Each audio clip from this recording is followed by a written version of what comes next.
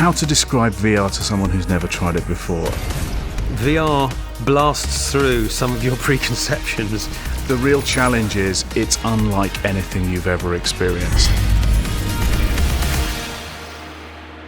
I think the way that the 360 display enhances the experience compared to traditional games is that feeling of immersion, that feeling of being in the game. This place is incredible. Imagine getting yourself and putting yourself actually into that game world, meeting characters for the first time and actually, touching the world around you. You can interact with things, you can pick things up depending on the type of the game, you can move around it. So something that may be mundane, not terribly intense or exciting in a normal game, is suddenly very intense, very exciting in VR. So for an example, someone shouting at your character in a traditional game, your character is on the screen and you're sitting on your sofa, you've got all that separation, it's not that intense. But if you're in VR, that person is shouting at you in your face. When you first experience VR, if you've not tried it before, you're not quite sure what to expect.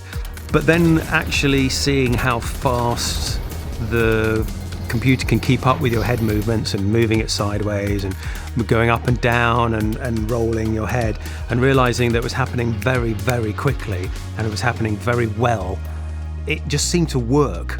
It's still surprising me when I look around the studio and see people playing the game, pointing at things that they're seeing that no one else can see, but they're in the headset and they're kind of in that world, and you just forget you're in there. It is very potent. Our designers are used to designing experiences that sit in front of you. So suddenly, fundamentally, they're going to have to build experiences and build gameplay that are to the side of you, that are behind you, to give you reasons to make the VR space more interesting. In virtual reality games, the player is the camera.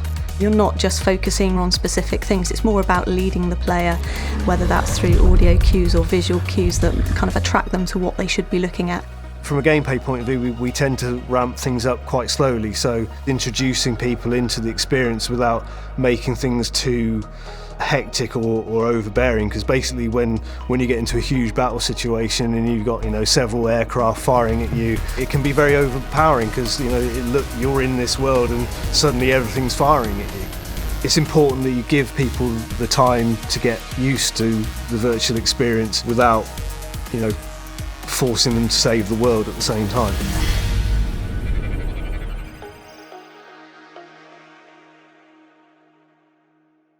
PS4 for the players.